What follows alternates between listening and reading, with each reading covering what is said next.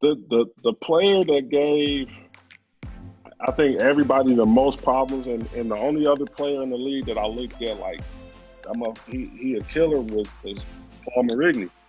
Hey, Like he was just you couldn't nobody could do nothing with him. Welcome back to another episode of the Rec Center Podcast, brought to you by yours truly, Kenny Edwards, coming from Oakland High School, home of the Wildcats, joined my co-host Lorenzo, but we call him Lolo, Parham, Oakland Tech. What's good? what's going on, kid, man? How you doing this week, man? I'm good, Got man. I'm excited. Been a chaotic week, man. So Man. I want to thank our guests for taking time and joining us during this podcast for this week, man. I want to bring this guest on quickly, so we can get straight to it, man. It's gonna be a deep interview. So, I got to bring this guest on. He's the first one that comes from my alma mater. The first guest we bring on from the home of the Bulldogs, the best school that was ever created in California, man. So standout athlete, man, and one of the good people that came and brought a legacy to the Oakland Tech basketball team, man. Demarshay Johnson, man. What's going on, Shay? What's good, bro? Just another day. Happy to be on. Can't wait to get into it. Oh man. Lo, you know what I just heard during your whole intro? OT. Oh, man, I hated that shit. Hey, see, Hey. that would happen with most schools thing, man. Because one thing about Tech, even if we didn't win the game, we had the best spirit team, man. Like we didn't just. If the game was at Castlemont, we had all our fans at Castlemont. It was at Mac, we had all our fans at Mac, man. So they definitely had spirit at Tech. We had a good crowd that liked to travel, and like you said, if we wasn't doing well, our crowd was getting on everybody's head. So win, lose, or draw, you're gonna hear that OT chant for sure. Absolutely. Say, seeing that it's the Rec Center podcast and you out of North Oakland, man, are you a product of the Bushrod Park Rec Center, or what Rec Center you came from? I'm pretty much in between. I'm pretty much in between both. I lived on 40th and Market, so I was down at Popular a lot with Coach Mo down there, and then when I started playing for the Rebels, I started going up to Bushrod up there with Coach Rames. So I was in between both. I got started in Popular, and then as you get older, you kind of move around a little bit. So I spent a lot of time at Bushrod, though. That's where basketball kind of took off for me when I was spending more time up there. Which one was the tougher one, man? Popular or Bushrod? Which one was tougher for when you was coming up? It was, man. I could say I probably got into more fights around Popular than I did Bushrod. So I don't know if that's a good thing or a bad thing. But Bushrod always showed love. Like I got. One of my best friends, God rest his dead, Rob Ben, he was from Bushrod, and I spent a lot of time with him growing up. So I was cool everywhere I went. But when I first moved to 40th, going down to those recs, I wasn't accustomed yet. So I had to throw my hands a little bit when I was young. But like I said, I was groomed more around Bushrod than I was Popular. Popular kind of just introduced me to a lot. I played, flag football. You know how you do all the sports with the rec centers and stuff like that. So I was thrown into the fire just with athletics because of Popular, but I was able to hone my skills once I got to Bushrod.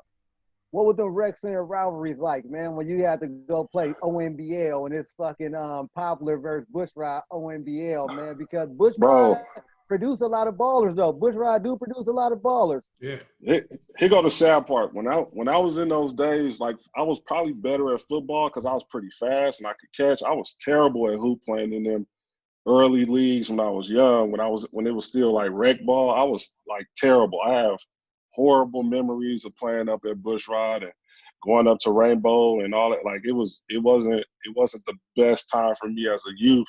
When sports was involved, I didn't really figure it out till middle school. But everywhere we went, we had to go to the east and play, like I said, Rainbow and Brookfield.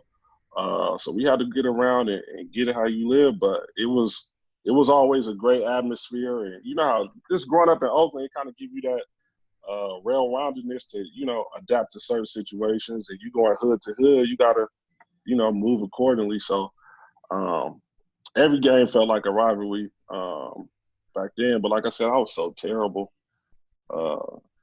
Were you always taller than everybody, or did you get a growth spurt at some point? For the most part, I was a little bit taller than everybody. And then 8th grade going to 9th grade,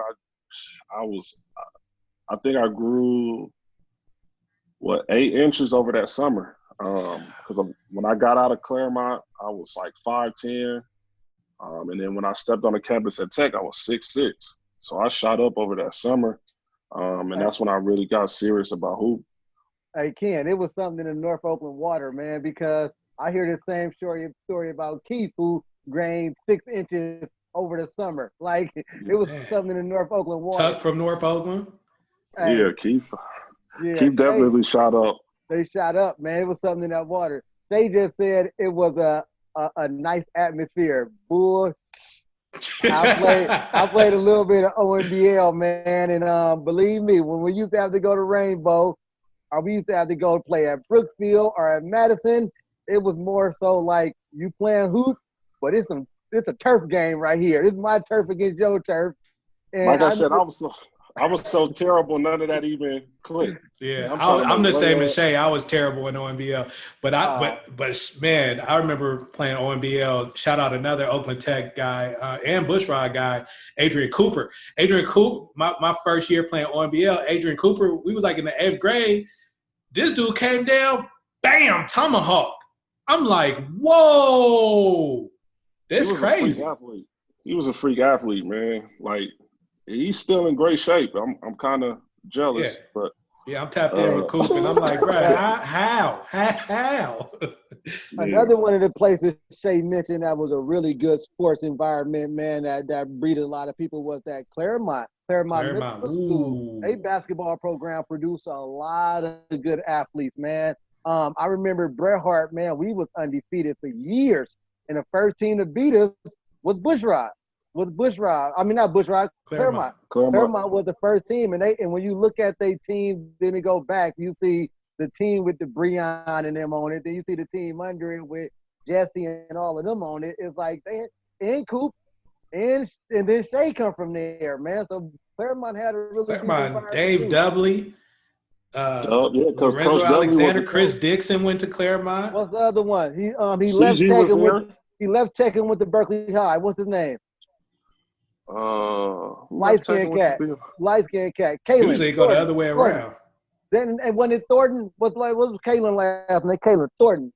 He was left raw. I remember the name, kind of, sort of. Yeah, he left Tech. He left Tech and went to Berkeley High and did his thing there too. LG went to Claremont. I didn't know that. LG went to Claremont. Then he went to Tech, and then he transferred out. Hey, Shay, one of the things we had a lot of dudes on here, man, that was going to Tech and then transferring out, man. That's what going on with that? What was wrong with that, man? But high key, after my, I want to say sophomore season at Tech, I was on the verge of getting up out of there. I just wasn't happy. Not so much with the school, but with the way things were going with basketball. Because my sophomore year was probably my worst year at Tech. We were really bad.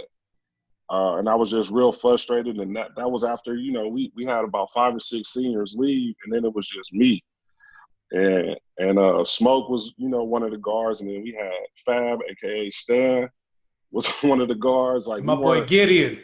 That's my boy. hey, but say, when you talk about your sophomore year, man, do you think that sophomore year was hampered by ineligibility, man? Because when I think about the players that was on Tech at that campus, you had the Keith Wilwright, Daryl Payne, and then the whole bunch of people, Mike Gates and Larry, them dudes that never was eligible before Gates transferred out, but they were some real ballers. I think your year got hampered by ineligibility. Yeah, it was that was kind of the thing. It was a little frustrating in that regard, because I knew we had a bunch of talent on campus. like even Rob Ben could hoop. Like we had a lot of players that could really get after it, but wasn't really doing what we needed to do academically. So it was a like that year all around was pretty frustrating. And then there was talks. I think it even came up that Coach Mack wasn't going to come back. So it was just a lot, and I tested the waters at a lot of schools. Like I was. Where were you thinking about going? Where were you thinking about going? I went up to De La Salle. I went up to Beehive. I went to Deer Valley because my cousin was up there. Deer Valley was new too. Yeah, it was new. So I was testing the waters, man. You should have came to Oakland High. All we needed was a big man. Well, that's all. That was our missing piece. That was the thing. I told myself you can't go to Tech and then go to Oakland High. There's only two people I know that did that, and Marshawn Ferris is one, and the other one is a female, Deshante O'Neal. They're the only one. Hey, shout out Day. I didn't know she went to Tech. She went to Tech. That left Tech and went to Oakland High. Like you don't do that. Like that's unheard of. But that was my only thing is I wasn't gonna go to another OAL school. Like if I was gonna dip, like I was gonna dip. I didn't feel like it was right to leave a school in the league to just transfer to another school in the league. Like for me, it was like if I'm a bounce, I'm gonna go somewhere else, and kind of do my own thing there. But it almost came down to the wire. Like I was pretty close to not coming back, and I can't even remember what changed my mind. I think I just sat and talked with my mom about it, and she was like, whatever you want to do, it's up to you. So ultimately I stayed, but and had a really, really good junior year. But and we were a lot better. Mondo had came around and kind of figured it out. And I think that was Poe freshman year. Like we were starting to add pieces. Deuce was on that team because Deuce played JV the year before.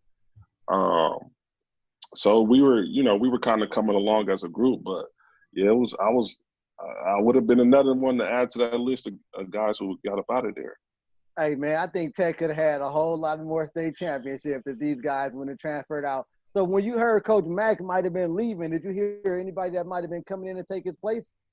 Nah, I don't think it got that far. It was just kind of, how you just hear rumors and stuff like that. So when the school year ended, and I think it came up, but I think ultimately I want to say he ended up like working at the school. He became a counselor at the school my junior year. But yeah, it was I didn't hear about anybody coming in. I just heard that he may or may not be coming back that next year.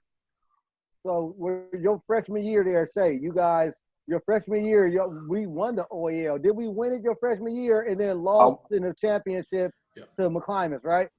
Yeah, it was that was Trev's senior year, right? Yeah, but I think we were tied with Fremont. But Fremont couldn't play no more because of the incident. Yeah, so that gave us a push in to win the league. But you want to know what's crazy? Like I think everybody the OAL was so competitive, man. Like every game you had to show up. But yeah, we had a tough game against Mac, and I want to say D-Tuck went off that game. He did go off. He had 30 and 20. Yeah, that's what not even joking. That's what I had in my head. I'm like, bro, I think he would have He had 32 and 22. Exactly. But the game was close. It was a close game. You know what I'm saying? So he had to do that for them to get it done. But like I said, for me as a freshman, that was a learning experience for me. That was we were senior heavy on that team with Breon and Trev, and D and Raul. Raul was the other big man with you. Raul, right? Raul was there, but we had Charles CB was there. Right. Charles, right. Yep. Absolutely. And after playing them guys your freshman year, right? And like you kind of went through the fire your freshman year with playing against big man. You had Tuck, and then the other one was Josh and all of them. When you became that junior year where you had your best season, standout season, how easy was it, and who was the biggest challenge you had to go against? I know Tremaine Fuqua was over at Skyline, a big man, but like who was the toughest you had to play during your junior year in OAL? As far as bigs, I didn't really, to be honest, I didn't really feel like I had no it was nobody really on my level. Like there was other 6'8", 6'9" guys. Like Tremaine was there. I think Markel was at Mac, because he was a little bit younger than Tuck. That's But I really don't. all it As far, was. yeah, I don't think it was really no bigs that I felt like. Fremont didn't have nobody. Fremont didn't have nobody after Josh left. Nah. Nah, they Some just dude had named a bunch of little. Fortenberry, I remember him, but he was more big than tall. Yeah, it was just a bunch. After all the bigs left, it was just a bunch of stocky dudes in the Yeah. league, and I was super skinny, so that was, everybody thought they was just gonna kind of muscle me around. But as far as real bigs, I didn't feel like there was nobody I was really worried about. Or it was just, that's when the guard play elevated, so we were more worried about all the guards that were in the league that was just showing out. And everybody could score the ball at a high rate. So for me, it got a little easier. Especially, just dealing with bigs. But our non-conference schedule was pretty hectic, and we ran across some dudes that could really get after it. But in the league, not really. In your junior season, right? Mondo come along, Deuce come up to varsity, he coming along. You got yourself and Leon come in as a freshman. How long did it take for Leon to get acclimated with what you guys was doing that y'all was building? I want to say it took him a minute just because he was still like learning the game of basketball. He was physically ready. Like he was a strong kid when he came in, so physically he could handle it, but he was still kind of learning the game of basketball. And our style of play, like Coach Mack just liked to get up and run, so we didn't have a lot of sets, so the learning curve wasn't that big. For him especially, but it was just him learning the game of basketball was the most challenging thing for him, I think, for as a freshman. But it was the same way for me. Like I said, I was terrible in the 8th grade, and then I worked my ass off over the summer to become high school ready, and I had a goal to make a varsity. I think he was on the same boat. He was still kind of like figuring it out. Along his freshman year, but I think by the end of his freshman year, he was pretty viable for us. He became, a little bit more comfortable and was finishing around the basket, started dunking on cats. So I want to say towards the end of his freshman year, probably about the same it was for me, that he really kind of stepped up and helped us out a lot. So I'm thinking about your junior year, your starting 5. Who was the starting 5? I'm thinking Mondo. You got yourself, you got Deuce, you got Leon. If I could play, I don't know, was Ted playing? Did Ted get the 2 starting spots? I think Ted was starting. I'm thinking, but if I can put Keith in Ted's spot, that's a 5 that I'm thinking go run the table and win state. I agree. Ted, my guy though. Ted always came to play, man. He was a competitor. Hey, hold on. If I can put Keith in Ted's spot. I'm getting to that. But, I would more than likely take me a 6'7" wing that could fill it up, like, for sure. That could rebound and defend. Like, yeah, Keith pissed me off. Like, not having him around for a full season, because he would, he'd be eligible the first half of the season. And then, when December hit, it's like, everybody on pins and needles. So, yeah, most definitely. I would have loved to have played with Keith for 4 straight seasons. Like that would have been great. So your 8th grade year, when you say you was getting better and stuff to come along into Tech and want to start for varsity, right? Were you playing Were you playing AAU during that time? So I'm gonna tell you exactly what I did over that summer. And yeah, I was playing AAU. I was playing for the Rebels at the time, but me and Deuce would go to Cal Berkeley almost every Saturday and run stairs and bleachers. It's 150 stairs, 75 bleachers. I ran them shits every day. The hill going up to the football stadium, we would run that. I was doing that regularly. And then I would just hoop continuously. Like, that's literally all I did. I'll wake up in the morning, 9 o'clock in the morning. I'll come home, 9 o'clock, 10 o'clock at night, and I just hoop. Because when I got in the 8th grade, the Coach Dudley pretty much told me the only reason I was on the team because I was tall. And I not even joking. He was like, "Hey man, I just need some more size." And I'm like what the hell? Like I didn't get it till later. So I told myself, like, my height would never be the reason that I would be, considered a good basketball player. So I literally just worked my ass off. And I remember I played against Tech, and I bust their ass. We played them in the Oakland Power League. And I bust their ass. So when I got to campus, like I came in there with a chip on my shoulder. Coach Mack acted like he didn't know who I was. And I was like, bro, I'm pretty sure I gave y'all 20 and 10, like as an eighth grader. And I remember the first day of tryouts. Lodi, did you ever go to hoop tryouts? No, I was in football season. I went to hoop tryouts your sophomore year, and the intramurals was crazy.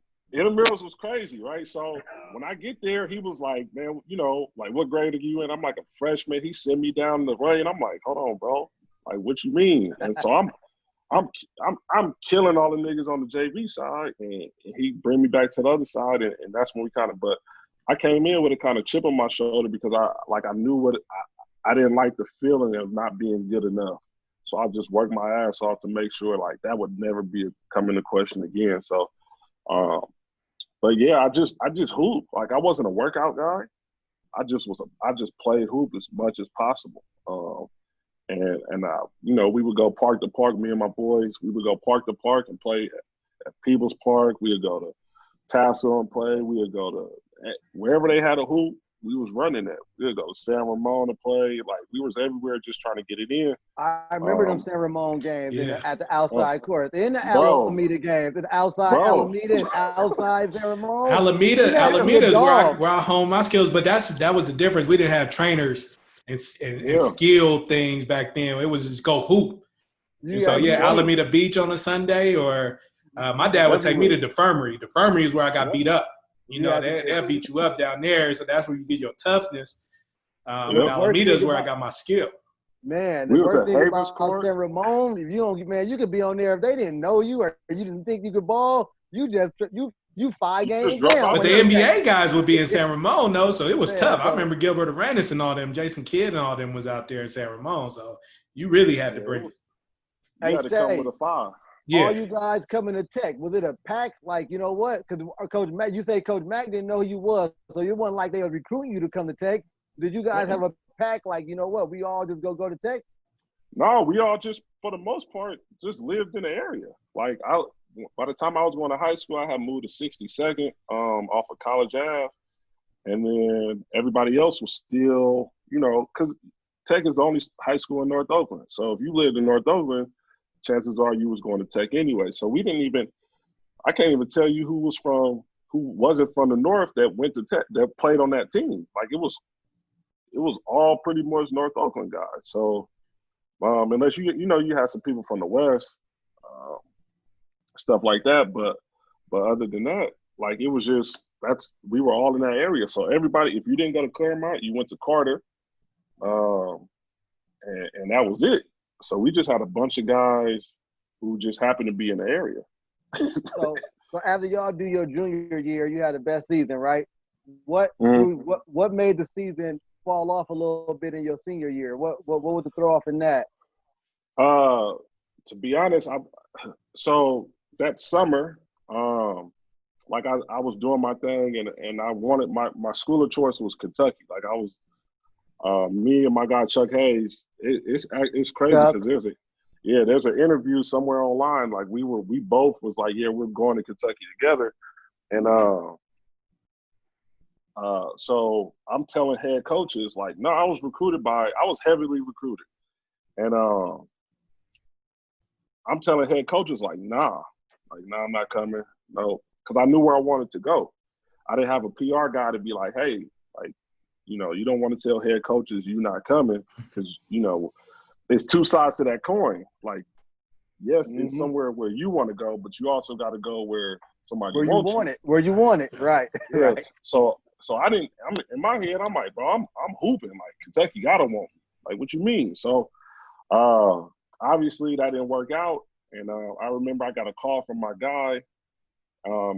He was like, look, Tubby Smith, because he was a coach at the time, he's coming into town. And he's going to go talk to Chuck first. And if they hit you up, they hit you up. So I'm waiting on the call from Tubby. don't get the call. I get a call from the assistant coach, like, yeah, you know, we really like you, but and you got to remember, I'm 6'9", 180 pounds, soaking wet. You know what I'm saying? So I was a skinny dude, and so physically they didn't feel like I was ready. So the coach pretty much just was like, nah. And being that I'm telling all these schools no, yada yada yada, like I didn't have a situation where I didn't have no backup plan. So that crushed me mentally, and I kind of checked out. Like I'm like, bro, I'm not going to the school I want to go to. So, you know, and I was taking care of my books prior to that. So my senior year, I really only had 3 classes. So what got me in trouble is they put this rule in place. You got to have 4 classes? No. So okay. I have 4 real classes. I have 4 classes on the schedule, but I think I needed a math. I had English, and then 3 real classes, and then like a SEP or some. Yeah, I had Miss Jones for leadership. That was my 4th class. Our cooking class, whatever she used to teach. Yeah. So, but no, they put the rule like that tardy rule in place. So 6 tardies, automatic F. Oh, right. Mm-hmm. So you remember Mr. O'Keefe class? I would come in Miss O'Keefe class thinking everything cool, and this dude like marking me. He didn't give you F. No, he didn't. He gave him 6 tardies. You should have went to Mr. Brooks' class. Like, look. So I'm getting these tardies because I'm thinking it's my work, and I'm like, no, I'm turning my work in. And it was like, nah, it's.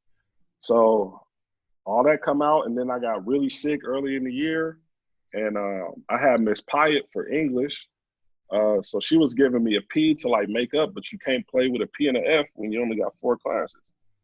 So I was academically ineligible. So I had to sit out the remainder, and I can remember my last game was against Mac. It was about 7 or 8 coaches in the stands. I fouled out that game off a technical foul for pulling on the rim. Like it was just I was just in this downward spiral, and that was it. And then we ended up losing to De La Salle to go to state. So, and you know, and I can remember walking out of that gym and everybody kind of looking at me like it was my fault, and it was. Like I didn't, you know, take care of business like I was supposed to, regardless of the reason. But I had to stand on that. So that's pretty much what happened. I kind of went. And looking at it now, I probably just went into like a mild depression because, you know, like I was set on this school, and it didn't go that way. And then so what kind of helped it out during that time was I ended up going on a visit to Louisville, and at the time Denny Crum was the coach. This was before Pitino. So I go out to Louisville. My mom came with me on this visit because she, you know, I wasn't in a good space. I wasn't in a good headspace. And the visit was cool, and all they said was we play Kentucky every year. Mm-hmm. I was like, bet. So I go back to the crib, and like 2 days, the day I was going to commit, the coach retired. So then Rick Pitino come in and was like, you know, we had a conversation, and he wanted to do his own recruiting. So yeah, it was just a rough month mentally for me, and I just didn't handle it well. So ultimately, that's understandable for us when we look back at it now as a teenager with so much decisions to kind of make and things like that. And we look at it. I'm looking at it now as a parent trying to make a decision like that now. But I went through the similar thing where I was ineligible, lost to Mac, and the coach, it was in the newspaper that I'm academically ineligible. Man, it wasn't a school sending me. I didn't get a letter sent after that, right? Nobody sent me no more letters after that, right? So I definitely understand. But so after this, you go to boarding school. What boarding school you went at? In what state? What city? So I went to a prep school in North Carolina, Christian Faith Center Academy. I was supposed to go to New Hampton Prep, which was an all boys school in Connecticut, and I just wasn't feeling that. So I ended up going to this school. It was a co-ed school in North Carolina. The city is called Creedmoor, but it's literally right in between Durham and Raleigh. And I went out there and I was doing what I was supposed to and figured it out. Took care, you know, got my grades back right and was straight. And I was going to commit to St. Joe's. So And at the last, where's that at? That's where Jameer Nelson and Delonte West were. It's in Philadelphia. Is another boarding school? No. That was for college. Oh, Jameer Nelson, the point guard. The short point guard. Okay, Jameer. I was thinking DeMarcus Nelson when you said that. Jameer Nelson, the point guard. Yeah. Okay. So I was gonna go there, and I'm just dragging my feet because I liked it, but I didn't really like it, and then somebody else kind of committed before me. So I was like, all right, cool. And then I was talking to my mentor. He was like, man, Reno would be a good situation. And at the time, I'm like, Reno, like, I want to go to Reno. Right. What's in Reno? I ain't never seen them on ESPN. Yeah, but they were an up-and-coming program. And I think that year, I want to say that year, they had just went to the Sweet 16 when they beat Texas. Mm-hmm. So I go out there, and everything's cool. And we were just waiting. Because, you got to go to the clearinghouse stuff again. And then, so it's December now. So the season already started. I'm in school taking classes. And we get a call from the clearinghouse like, yo, we got a red flag them because we have two transcripts with two different signatures. So they're like, we consider that a falsified transcript. So I'm like, what the fuck? Hold on. Slow down for me, Shay. So this is wild. This is while you're at UNR. I'm there. Okay, so before we get to UNR, let me back up to you're still at the prep school, right? What kind of schedule and season did the prep school have? Like, what teams are y'all playing against? Are you playing against like some JUCO type teams? If y'all prep? No, we played. Yeah, we played Oak Hill when Melo was there. They had Melo, Sonny Abraham, who was a beast, Justin Gray. We played Mount Zion. We played Laurinburg. We played all these schools from pretty much from New Jersey all the way down to West Virginia. So, we play about 30 games, and it's a tough schedule. Like, I'm about to say, is it competitive? Man, yeah, you running in the dogs every game because these are all fifth-year guys or highly recruited, freshmen or sophomores that just transferred to these schools that are going to play a tougher schedule. They don't care about no state titles in prep school. So they care about competing against the best kids available. So yeah, it was a tough schedule. It was a rough situation being out there. It was hard living. It was about 8 of us in a house. It wasn't fun. But was anybody from that city, or was everybody just from different parts of the country going there? So it was 2 guys. We had 2 or 3 guys that was from North Carolina. Everybody else was from out of state. So we had my boy J.R. Morris, who was from Milwaukee. We had this dude Kelly Whitney from Chicago. His son is actually going to Kentucky, or was at Kentucky this year. My boy Doug was from L.A. We had this guy from New Jersey. We had a couple people from Michigan. So yeah, it was people from all over, and just a few guys from the North Carolina area. Cool. So when you commit to UNR, right? You come back home out here, and then you get the news from the clearinghouse. Pick back up on that conversation from the clearinghouse that your transcript was falsified. How long did it take for them to get that situated? They didn't. That was it. Like, so that I had to go to JUCO. Oh. So I had now this is 2 years out of high school now, right? So I had to go to JUCO, and I was I almost quit hoop. Like, I was almost done. Like, I almost checked out and was like, apparently this ain't for me. It just ain't working out. But I ended up I forgot who I was talking to even think about going to DVC. But I decided to go to DVC, and it was probably the best thing that ever happened to me. Yeah, they pay good over there. What? Y'all get paid? I don't know what you're talking about. Time out, man. I'm a DVC alum. They pay good over there. You should have told me that, Ken. I would have came with you. We would have broke some records, Ken. They pay good. Hey, man. Hey, look. While you bullshitting, Marcus nice Maxwell, Kareem Toney, and we had Chris Beeble, who was the East Bay leader in touchdowns, but that's another. We could have broke some records, Ken. I could have been in the mix with y'all, man. And Paul Alberto. Paul Alberto should have played in the NFL. Paul Alberta should Remember have, by hands down, So, played in the so NFL. Shay, when you go back to DVC, was your NCAA clock running? Like, did they count the semester against you at UNR? Nah, because I was only taking enough classes to not start my clock, but allow me to still be like, if once everything got cool, then they could just, add a couple classes and I'll be good to go for the second half of the season. So I was just there like a regular student, but I was working out with the team. I was, I was practicing, but, just kind of learning and figuring it out a little bit. But I was there mostly, to make sure I was in shape, get in the weight room for the first time in my life, and just kind of figure out the college game of basketball. So I was there as close as I could be without it being illegal, without me, getting myself into trouble. But,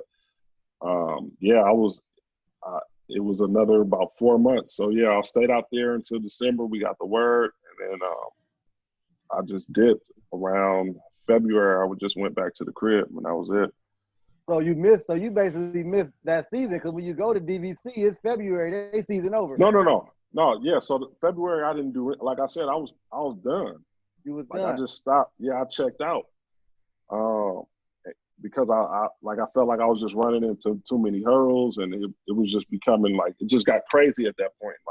Like, all right, I understand this part, so I have to do this, and then I'm doing this just to get the door slammed in my face again. So I got to a point where I was just like, I was over it. But luckily I have good people in my corner that, kind of helped me keep my head on straight and, not let, minor setbacks deter me from something that was, that they felt, even though I didn't believe it at the time, that I was destined to do, and given opportunities to do so. So, like I said, I talked to a few schools, Southern Idaho, Odessa, Tyler, and then I talked to DVC, Coach Emilio, and just decided to go there. My cousin was there at the time, Mo Charlo. Shout out Mo Charlo. That boy jump out the gym. Yeah, that's my guy. Hey, so Reno held your scholarship for you while you went back to DVC? They held the scholarship for you? They just moved forward. So because I got red flagged, I had the mandatory 2 years at a JUCO. So I had to do 2 years. I couldn't even do, 1 year and dip. I had to do 2 years. So but you ended up going back to Nevada Reno, right? Yeah, because the schools that were offering me outside of or with JUCO were like, it was like Marshall, way in Virginia, and they weren't that good. And Wichita State at the time I still had a bunch of D1 offers, but it wasn't nothing that was like, all right, cool. That was popping. That was enticing. Yeah, and I already had that relationship with the coaches at Reno. Like I said, Coach Johnson was a coach when I was there the first time, but I was cool with Coach Fox and then Coach Carter. So I had a relationship. I knew the area. I knew the players. I knew the environment. It was close to the crib. You know what I'm saying? Like, so it just made sense for me to go there or go back there. So I just decided to revisit Reno. All right, let me pause you there before we pick up on Reno. You listen to the podcast. You know what question about to come, right? OAL. Who was the most toughest player you had to play against? Man, we know you called a young Tuck. You called Tuck while you were your freshman and things like that. So he was just physically dominant. But man, what's another player that was a tough play when you had to play against him? The player that gave, I think, everybody the most problems, and the only other player in the league that I looked at like, he a killer was Paul Marigny. Like he was just, nobody could do nothing with him. And, did Castleman ever win? Did Castleman ever win with P? No, sir. I don't think so. The only thing they did was beat Fremont. That the 99 year, they was the only team to beat Fremont. That was it. Is Peter OAL Russell Westbrook? Like super unstoppable, but he's not going to win because he's at where he's at. He never had a KD either, though. Yeah, he didn't. I can't remember too many people at Castle. I'm probably, somebody's gonna be like, "Bro, I was at Castle," but I'm just being one. I can't remember too many people at Castle. Free Keith Lamont. He gonna say Keith. Keith was over there. Keith was there, but I can't think of no other Castle. Keith was doing his thing though. I can't think of no one else that went to Castle Mike. We gonna get in trouble for that, Ken. They gonna bring up. Well, one of my best partners played for Castle Mike, and I get in trouble with it. I mean, even when I was talking about the play, he's like, "When you gonna have me on?" So shout out Rob Piku, but somebody from the 70s, somebody from the 80s got to come talk about Castle Mike. No, real spit. Castle Mike back before the state when they had the Tournament of Champions, the TOC. Castlemont won a couple times. Cliff Robinson and all them dudes. They're the ones that got to talk about the Castlemont. Rob was solid, and then they had Boo, Wallace, and they had some pieces. They just No, you got to think about this, man. First of all, me and Shay only 1 year apart. But Monte, remember they had Monte in my senior year. He went first team. He went first team. Yeah, but the thing is, it's like they always caught. So you thinking early around what you talking about, like 97-ish.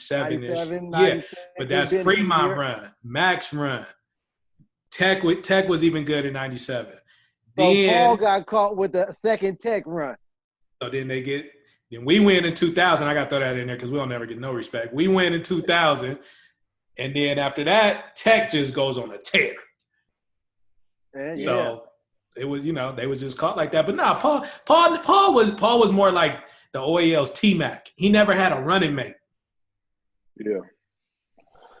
He was like I said, I try to run through guys in the league that was like cold like that, and it was a bunch, don't get me wrong. But like I said, I came in at the tail end of everybody that most people remember. But Paul sticks out like a sore thumb. He just was a problem. I'm trying to think of every school. Like, who was at Skyline? Jay Van Eck, Tremaine. Kev Cockerham. Well, Kev was at Castlemont.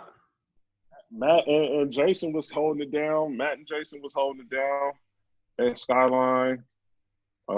Castle had Paul, Fremont. I don't know who was at Fremont. They had Joe Mack, but he wasn't. Joe Mack was good, but he's not a post guy. Ohio didn't have nobody. But y'all caught a young Tim Pierce though, huh? Your senior year, did y'all catch a young TP? When he was at Fremont? Yeah, was he young? And when you was in the yeah, he was like, but I don't remember him like doing nothing at Fremont when he was a freshman. That don't stick out. Like Tim, the Tim I remember is when he transferred to Hercules, and that's when he started going off. But when he was at Fremont, I just don't have no. You gotta remember, this shit damn near 20 years ago. So I don't have no vid. And it's hard to get off in OAL as a freshman. It's hard. Yeah, I know. It's hard. I know. So here go that other question, man. Don't shy away from this one. OAL. You look at him like, man, I keep hearing this dude's name, but he overrated to me, man. Who's the overrated person that you used to play to? Oh shit, who was overrated? Man, that's a tough one. I thought everybody was overrated. Yeah, I know I was playing. Hey, but you know what? You kind of did just mention that a little bit when you named some Skyline players, and then you didn't name Tremaine, who he kind of went Oklahoma State, but was it off his size? He did. He had a hell of a AAU career. I can't say he was like, and Tremaine, that's my guy. Like we play AAU together. So that's my guy, but he had a nice AAU run. I think he did better AAU than he did with Skyline. I can't remember no moments against Tremaine where I was like, damn, he busted my ass. Like, so I can only look at it like how I, Shit, your toughest matchups was probably in practice. Yeah, for the most part, we really got after it in practice. But I overrated. That's tough, bro, because the good players were good players. You know who I thought was overrated, bro? I'm gonna be honest. He older than me, and it's probably because he caught me when I was a freshman. That nigga Luke Mine, all he could do was dunk. Yeah, but everybody knew that though. Yeah, he did. But he caught me when my freshman year. He did catch it your freshman year, Shay. Oh. You ain't got to box out, Shay. And he got to that shit just hey Tay, that dunk right there, Tay, that shit, that's how they beat y'all because this shit just changed the momentum. Bro, listen. And this was how bad it was, right? Right. It was Adriel had the ball. I got Tuck on my left. I got Lukman on my right, and I'm backpedaling. So I'm thinking, and Lukman didn't have no dunks this game, right? So I don't know nothing about this dude. So I'm thinking the ball gonna go to Tuck, of course. Adriel faked the Tuck.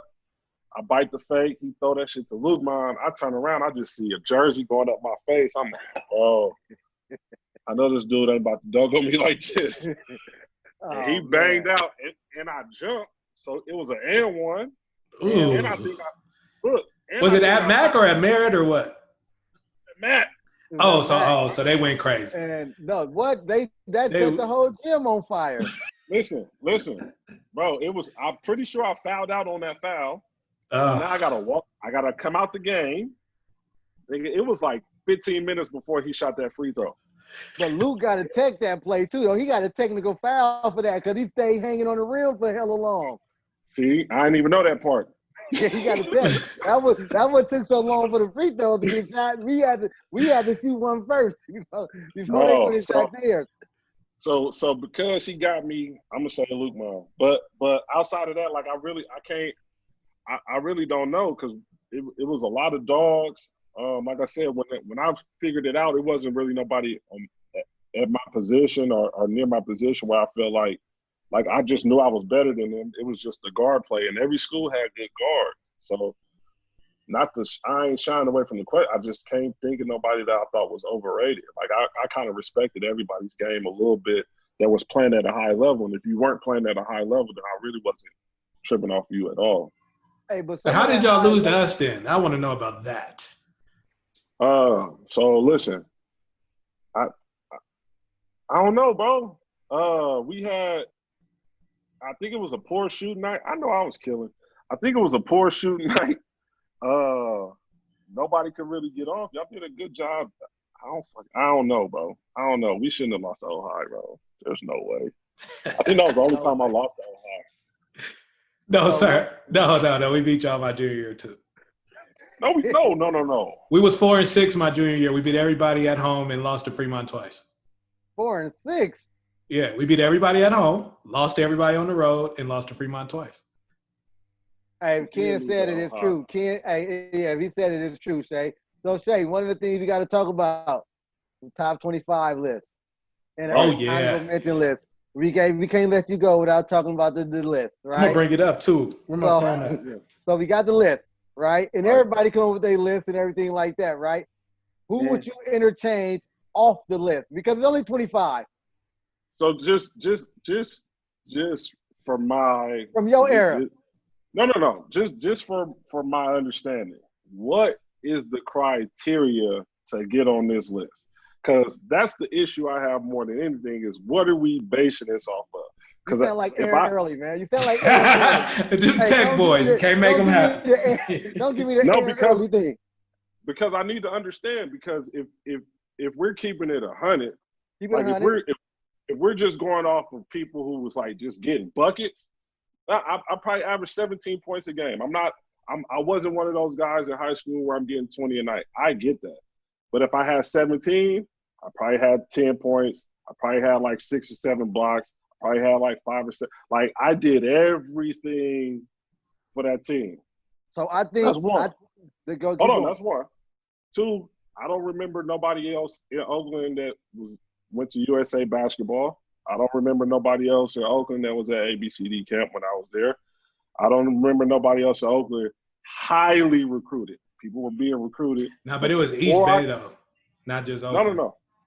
But I'm talking – I understand that. But there was a lot of Oakland dudes on that list. Will Levy.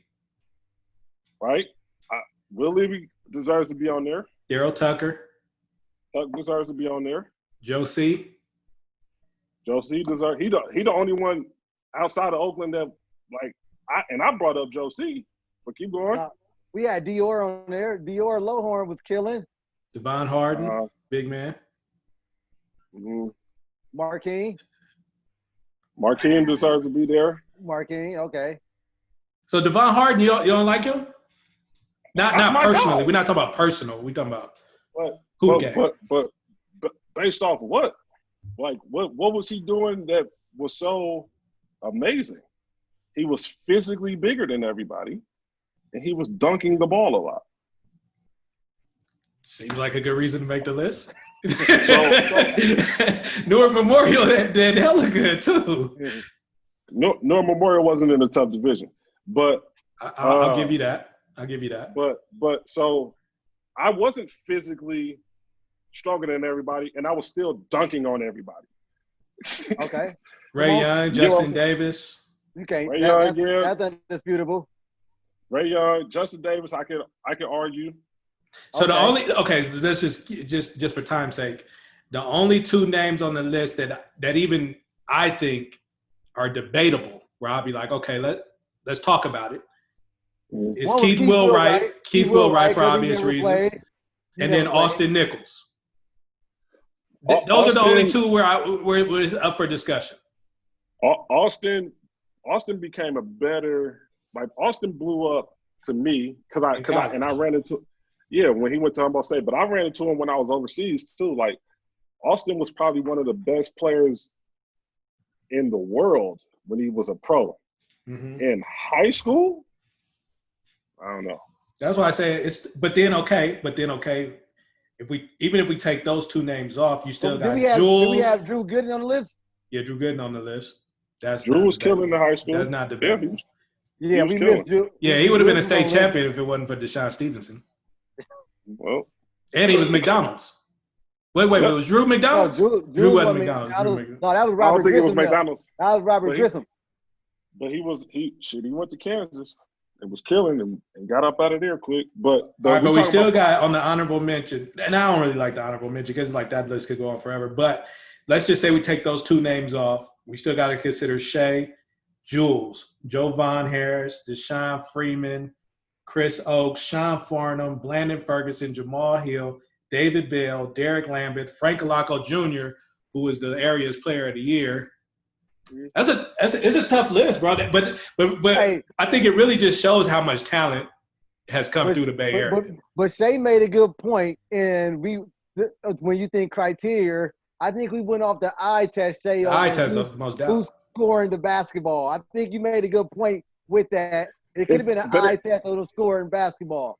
Yeah, if that's the case, I have no problem. Like there was guys that was getting way more buckets than me. I get that. But I was also getting buckets. So what? Like it's when I first saw the list. And shout out to Tyreek because we ended up having a conversation later about it because he was Tyreek. He was the one that first put out the top 25 list. Okay, yeah. And we had a conversation, but my only issue was like what are we basing it on? And in his defense, he was just talking about players that he's seen, and he was 2 or 3 years younger than me. So I couldn't even be mad at that. But if we're opening up this scope, like just for argument's sake, what player that came out in 2001 was better than me?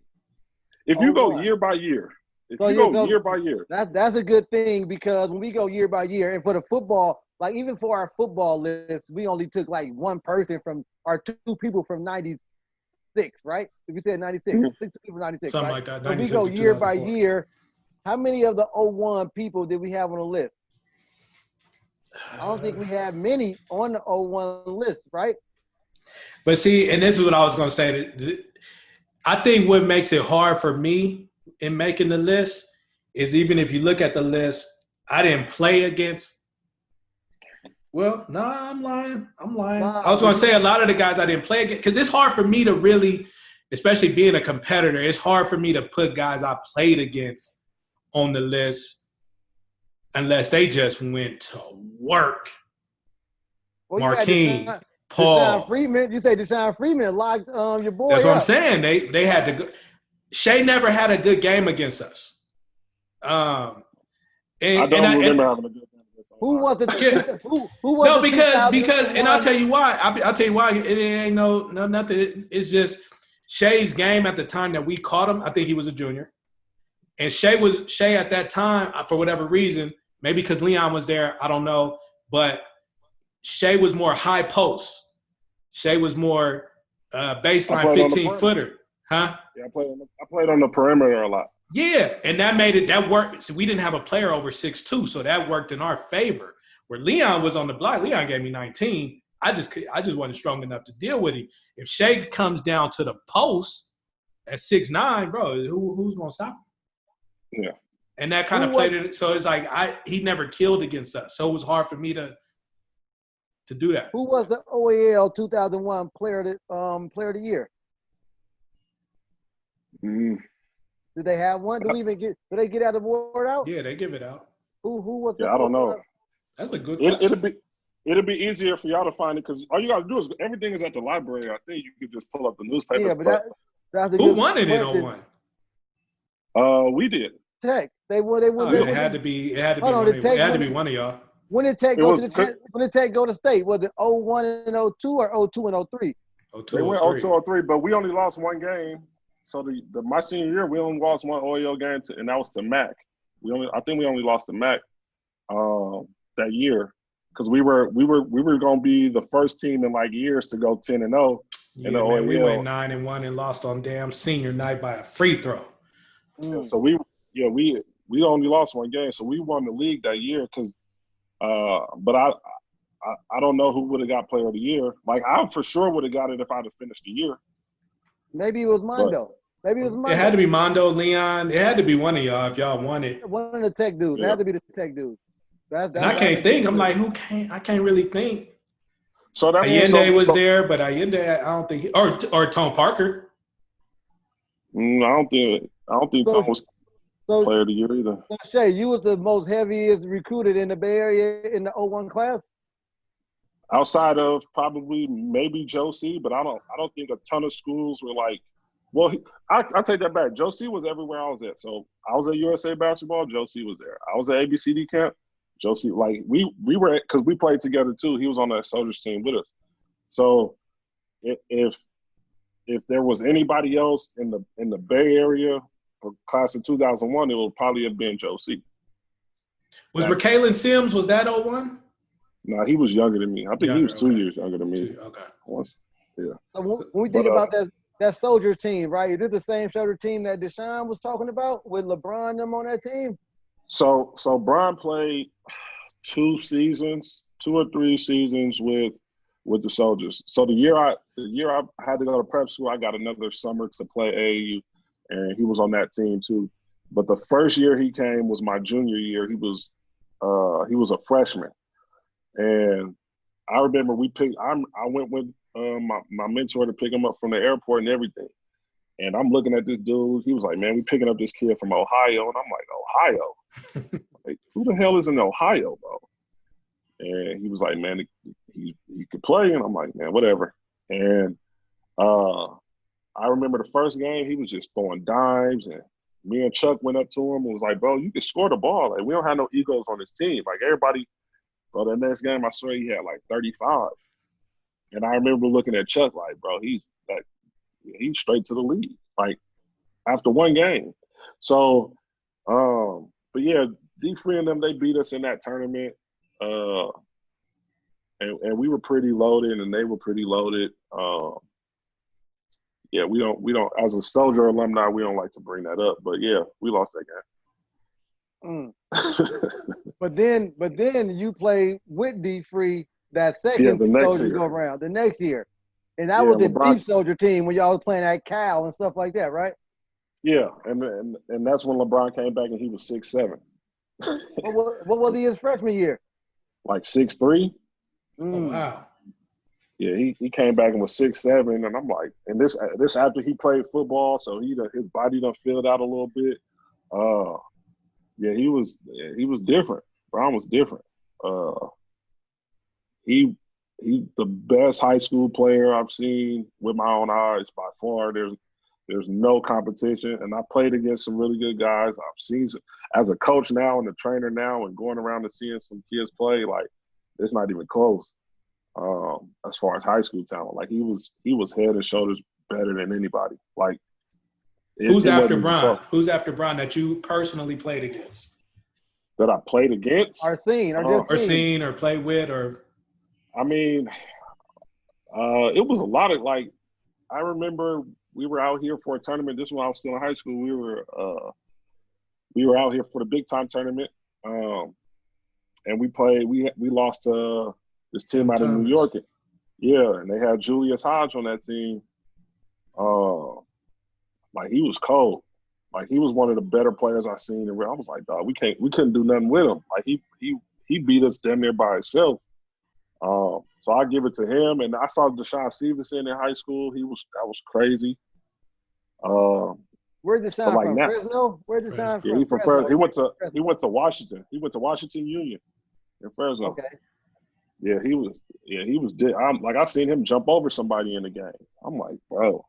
Man, but like now, now as a coach and as I saw Marvin Bagley a couple years ago, and he was by far. I remember Marvin in Arizona. Over in Arizona. He was special in high school. Like, that kid was really, really good. You played you played overseas. Did you get any NBA tryouts at all? So when I left Reno, I worked out for Portland, Sacramento, and then I worked out for the Warriors, and I just had terrible workouts. Like, I just did horrible. And then I did some D-League stuff, but at the time the D-League money wasn't really, like, it wasn't that great. And I was just hearing too much crazy stuff about, like, once you get stuck in that D-League life, like, that's it. I wish it was around how it is now, back when I was coming out. But yeah, I worked out, and like I had a decent workout with Portland and a terrible workout in Sacramento. And I was just not motivated when I went and worked out with the Warriors. So, because at that point you just want to make a summer league team. So I was just trying to get on the summer league team. Didn't have a great senior year at college, so I was like working against myself to try and get a spot, but it didn't work out, and I went overseas, and I had a pretty good, overseas career. Well, for those of us who never got that shot, when you go in there for the workout, you put the team gear on, like, what is that like? Is it what we think it is, or is it like not as what you would think? It's like, my first workout was definitely intimidating. It was like I went into it with big eyes and not really understanding, like, yo, it's just basketball. You know what I'm saying? But yeah, it's regular stuff. You do a lot more running, because they want to take you. You want to make sure you're coming in and in shape. And then they just break you down in the stations, so you get a lot of shots up, and then you play a little bit 3-on-3, 2-on-2 stuff. We didn't really do a lot of 5-on-5 stuff, but they, it's like a 3-hour, 4-hour workout, and they just get a good look at you, and that's kind of it. And coaches talk, so you leave a workout, they ask you where you're going next, and that's kind of how it is. But it was because it's a bunch of college guys. You know what I'm saying? So it's a bunch of your peers anyway. So it's not like, you walking in and it's a bunch of NBA dudes. There's just a bunch of your peers, and you guys are all just kind of working out. And then you have your position coaches and stuff like that, and that's pretty much it. So, I mean, it's a cool experience. I wish I did better.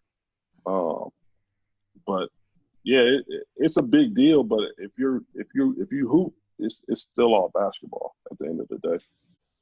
One of the things we talk about, man, and in this generation, this is a transfer generation. Like, we grew up in a generation where you got Will Levy saying he didn't want to go jump on Fremont team, so he went to Mac because they didn't have nothing going on.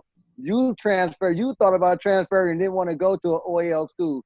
Like, our generation wasn't a if you can't beat them, join them generation. Like, we went out here to bring it. Like, I don't care who Skyline got on their team. We got to bring it. I don't care who on Fremont basketball team. We got to bring it. But this generation is I'm not happy with my coach. I'm transferring to go jump on this bandwagon with this team. It starts, and I see it at the youth level, man. In youth sports, it happened, and it just breeds this entitlement of athletes where if the coach is wrong, I'm transferring. If I got to compete for my spot, I'm transferring, right? It's crazy, man. you seen that meme where it's like, you know, it's talking about loyalty, but you open up the closet and it's, you know, a jersey from every AAU program in the city. No, but can you send it to me? Yeah, I'll find it. We gonna post it. Send me the meme. Send me the meme. Because that's what it is out here. Is, you know, because I coach AAU too, and it's weird. Like I've witnessed parents be like, or come in the gym and my kid is the point guard, and I'm like, no, and they just turn around and go to the next program. And us as AAU coaches, we talk and be like, hey man, did this kid come to your gym? And they're like, yeah. What you tell them? I told them they ain't the point guard. And they bounce. Like, so there's no fight. There's no more. Everything is just like they want every parent, and it's our fault, to be honest. Like these situations it's a generational thing, right? We want better for our kids than we had. And if you think about how we grew up, like my mom struggled. I had to fight and claw for everything. Like nothing was given to me. Like I tell people all the time, I grew up thinking that there was a college fund. My mom told me straight up, I can't pay for you to go to college. Straight up. Like, you got to figure that out. And as a 15-year-old kid, when you thinking you watching the Cosby's, well, that's probably a bad example now, but you watching these shows and they like, well, you know, we got money saved up in the college fund. And I'm like, where my college fund at? She like the lights and food in the refrigerator. And so slam that basketball. Yeah, so you gotta find your way, and then you get to a point where you know you can. Now you're a parent, and you're like, I don't want my kid to have to go through that. So I need to find the best situation for my kid to have it as easy as possible because I struggle, not fully understanding that the struggle is the reason you're in that position. That's a great point. And that's the thing that people forget is you went through this stuff to get to this stage. Now, you put a kid that's been hand-fed everything and then put them in an adverse situation, they're going to be like, man, I don't know what to do because they never had to fight for nothing. And I feel I'm old school in that because I coach my son's team, but I'm the old school. You got to find a way. I put the best player in his position, and he rode the bench like he was the kicker on the team. Like some plays, some games, he only got his 8 plays and then play again. But I'm trying to breed in him like it don't come that easy. You got to try to out. It's time you go to college and the best person going to be in your position. Yeah. You got to put the work in. That's the mentality you have to, like, we got to get back to that. And it got to be everybody. So me as a coach, I make it very, like we talk about it, because I coach high school varsity and AAU, and we're a pretty successful AAU program, but I make it very plain. I don't dictate your playing time. You do. And if you can't get it done, I guarantee there's a kid who's been sitting the whole first half that wants to get in and play. Mm-hmm. So we try and create this atmosphere of there's a competitiveness that needs to take place. But people don't want to compete anymore. We get away from wanting to compete because we're in an instant world where everything is just instant gratification. So I need mine now. Yeah, so they don't when you come in and be like, no, you got to work for a spot, they like, what you mean? Coach, I can play. Well, this kid can play too, but if you want the spot, take it. I'm gonna just go somewhere else. Yeah, Coach be tripping. I'm gonna just go somewhere else where it's already there waiting for me. And so that's been my mission. That's been my goal as a coach, is to try and get back to competing for the things you want in life instead of expecting it right there. Like, it doesn't work like that. So my life as a basketball player, it has been filled with peaks and valleys, and I'm better for it. Like, I'm prepared for whatever life throws at me because I've been at the lowest, what I thought or what I felt was the lowest. And then I've seen what, fighting through all of that can take you. So I'm not going to allow a kid, especially around me or my kids, to just feel like this is expected. Nah. And I'll make your life more, because we talk about it in practice. Our practices are tougher than anything you face at home. Mm-hmm. On purpose. Like, you're not going to talk to me crazy. I'm not your mom. Get you ready for college, man. Get you ready for college. Get you ready life. Get you ready for life. It's life. The real world. The real world, life. Right? So, and that's one of the reasons I had to transfer my son's school. He started off at a school where your daughter there now, Ken, where everybody hugged each other in the morning and was really nice. And I'm like, dude, that ain't the real world. You go Nah. get out there and somebody go say, hey, your mama love you, your daddy love you, but F you. I don't even know you, Absolutely. right? And you got to be prepared for what the real world going to bring, man. Hey, Shay, we got like 2 more minutes, man. Give us your final words as you get ready to sign off. Well, most importantly, I appreciate you guys putting this stuff together, and building a platform for guys to come in and, you know, share their life. Because, you know, there's a lot of stuff that go on and people just assume. So it's good to at least get in front of people and have them speak their piece about whatever's going on. Dude, I just learned a whole lot about you in this shit. Like, I didn't know none of this shit, so I just learned a lot. I think I gained a whole level more of respect. Kid, Like, Shay goes to the list, Ken. I'm like, damn, all right. Hey, do me a favor. Don't do me Shay no gonna have to favor. hang out after this. Hey, yeah, you got to pull up. But other than that, just continue to do what you've been doing. Is there anybody you would want to see on the podcast? Anybody's story you want to hear, Shay? Everybody, man, really. Hey, you know, you should try and get a hold of Poe.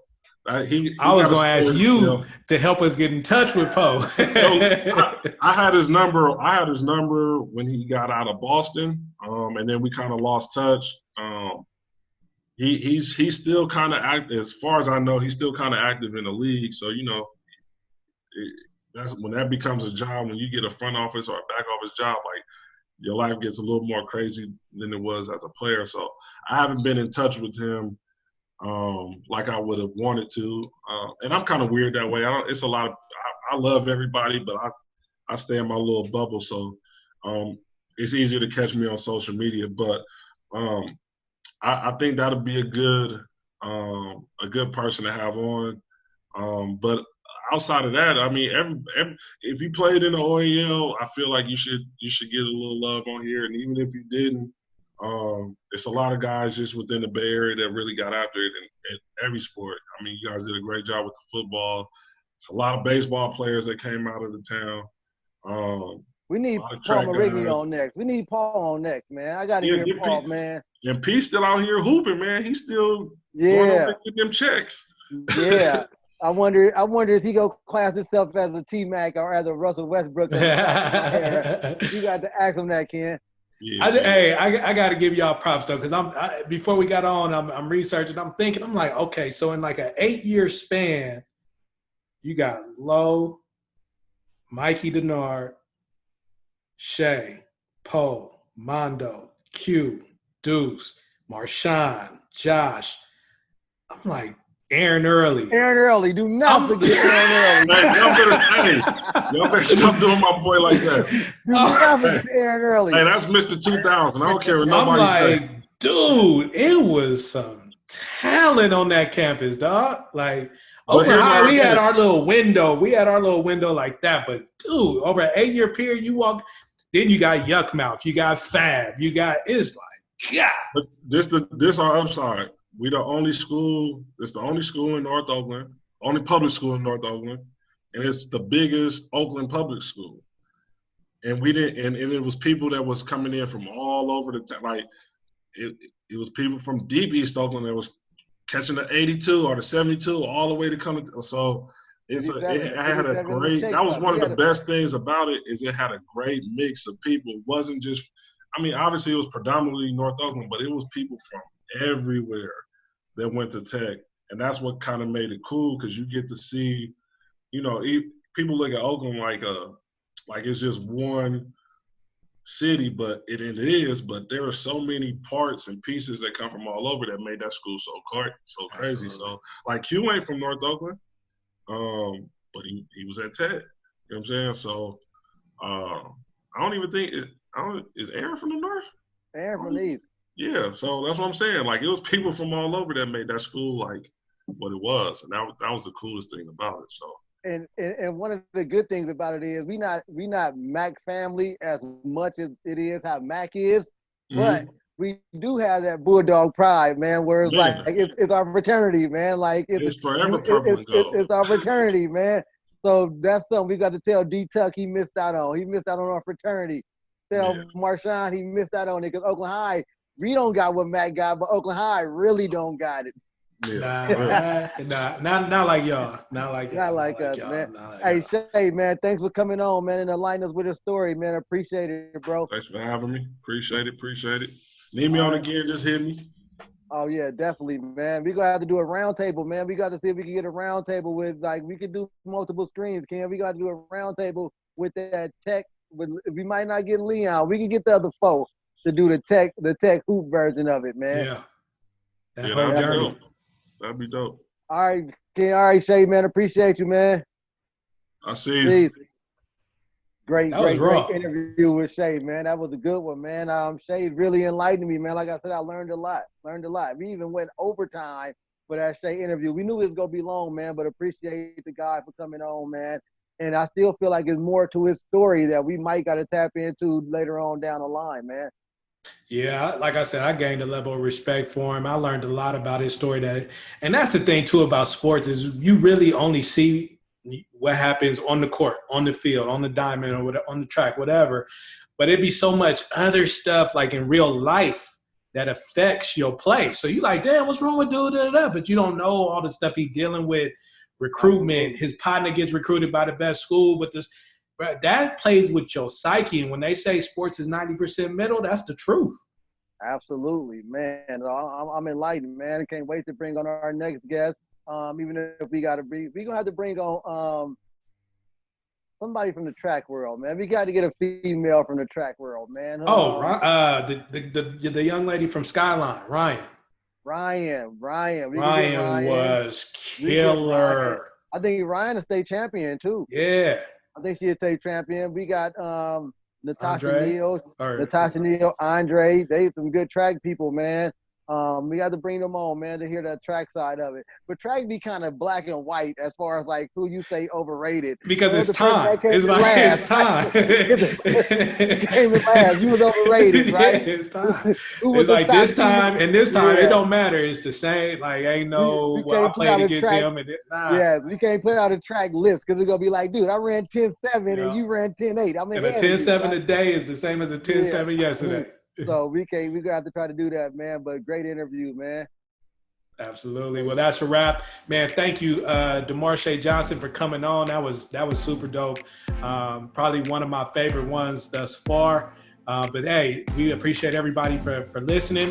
Definitely subscribe to our YouTube channel, the Rec Center Podcast.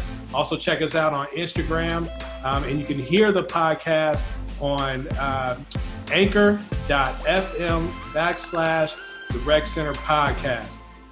I'm Kenny Edwards, my co-host Lorenzo Lolo Parham. We out.